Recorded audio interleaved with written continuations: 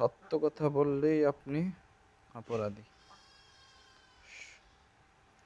সত্যকে চাপা দিয়ে রাখুন, চেপে রাখুন, তাহলে আপনি ভালো।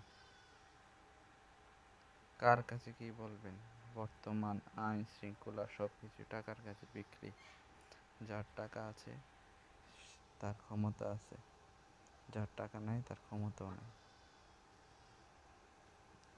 সত্য বলবেন, সত্যকে তুলে ধরবেন সাধারণ মানুষের কাছে, আপনি ভালো না। কিছু লোক আপনাকে ভালোবাসবে, কিন্তু আপনি বিপদে পড়ে গেলে আপনার পাশে কেউ দাঁড়াবে না। এটাই বাস্তব, এটাই বর্তমান পরিস্থিতি। সত্য বলতে গেলেই আইন প্রশাসন দেখিয়ে ভয় দেখানো হয়।